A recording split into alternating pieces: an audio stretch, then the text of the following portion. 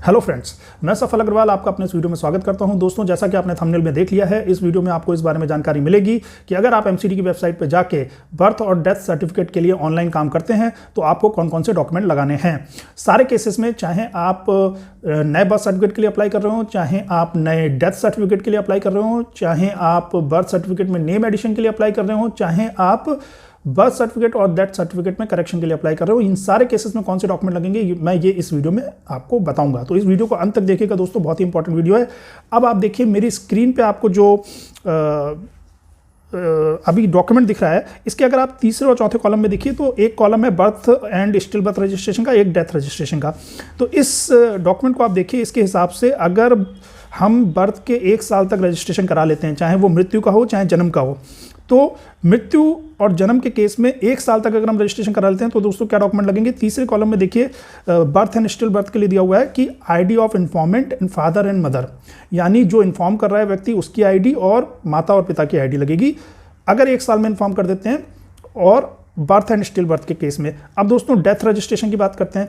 Death registration के case में बोल रहा है ये कि इन्फॉर्मेंट की आईडी लगेगी जो कि इन्फॉर्म कर रहा है मृत्यु के बारे में, और डिजीज्ड की आईडी लगेगी। डिजीज्ड मतलब होता है दोस्तों जिसकी मृत्यु हुई है उसकी आईडी, और cremation and burial ground receipt.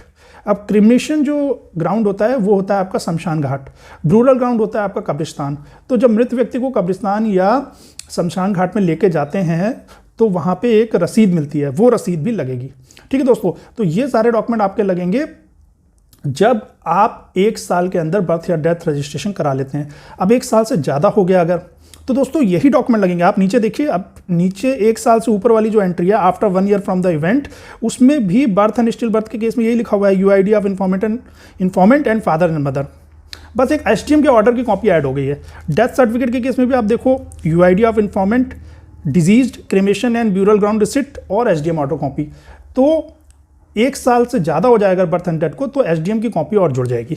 अब दोस्तों आते हैं नेम एडिशन के केस में। जैसे कि आप देख सकते हैं अभी स्क्रीन पे कि अगर within 15 years of birth तो UID of father and mother, यानी बच्चा पैदा होने के 15 साल के अंदर अंदर अगर आपने नेम एडिशन कराया है तो माता पिता की आईडी लगेगी।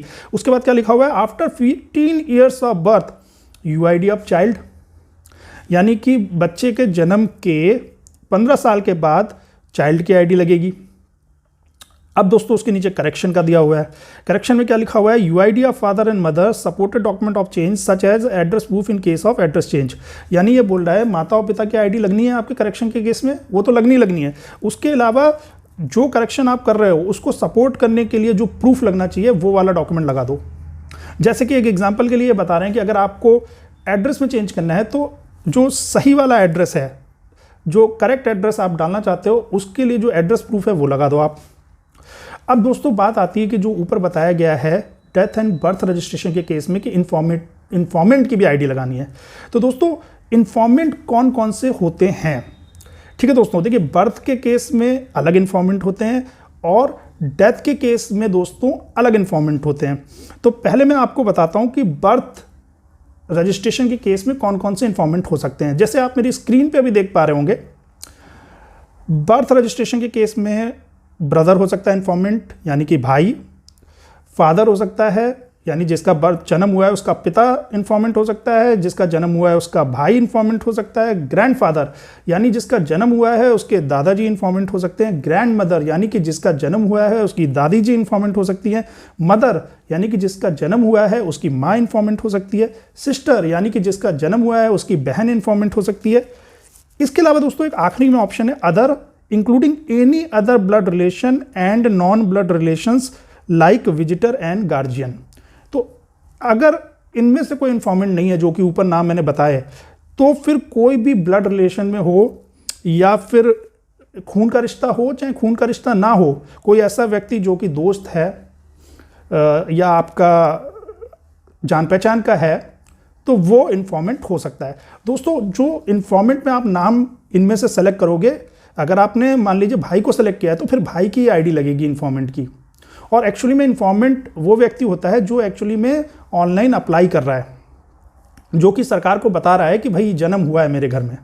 अब दोस्तों आ जाते हैं कि डेथ रजिस्ट्रेशन के केस में इन्फॉर्मेंट कौन कौन से हो सकते हैं। जैसा कि आप मेरे स्क्रीन पे देख पा रहे हैं, एक तो हो सकता है कि भाई, जिसकी मृत्यु हुई है उसके भाई इन्फॉर्मेंट हो सकते हैं, जिसकी मृत्यु हुई है उसकी बहन इन्फॉर्मेंट हो सकती है, जिसकी मृत्यु हुई है उसकी डॉटर लिखा है यानी कि उसकी पुत्री जो है वो इन्फॉर्मेंट हो सकती है, बेटी इन्फॉर्मेंट हो सकती है, फादर लिखा है यानी जिसकी मृत्यु हुई है, अगर मान लीजिए किसी की कम उम्र में मृत्यु हो गई है तो उसके पिता जिंदा होंगे तो उसके पिता इन्फॉर्मेंट हो सकते हैं, उसकी माँ भी इन्फॉर्मेंट हो सकती है, अगर किसी की कम उम्र में मृत्यु हुई है तो उसकी माँ भी जिंदा होंगी तो माँ इन्फॉर्मेंट हो सकती हैं, जिसकी मृत्यु हुई है अगर उसके हस्बैंड जिंदा हैं तो हस्बैंड इन्फॉर्मेंट हो सकते हैं, जिसकी मृत्यु हुई है उसकी वाइफ यानी कि पत्नी, मतलब पति की मृत्यु हुई है तो पत्नी इन्फॉर्मेंट हो सकती है, पत्नी की मृत्यु हुई है तो पति इन्फॉर्मेंट हो सकता है, और सन यानी कि जिसकी मृत्यु हुई है उसका बेटा इन्फॉर्मेंट हो सकता है। और यहाँ पे भी देखिए दोस्तों लास्ट ऑप्शन वही है, other including any blood relation and non blood relations like visitor and guardian,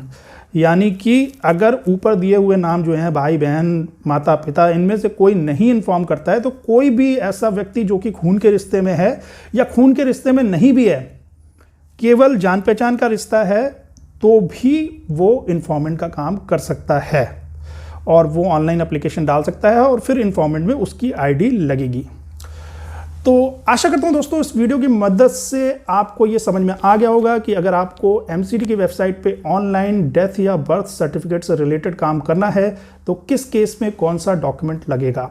दोस्तों अगर वीडियो पसंद आया तो वीडियो को लाइक कर दीजिएगा और वीडियो को शेयर कर दीजिएगा और मेरे चैनल को सब्सक्राइब जरूर कर लीजिए अगर आप मेरे चैनल पे नए हैं तो।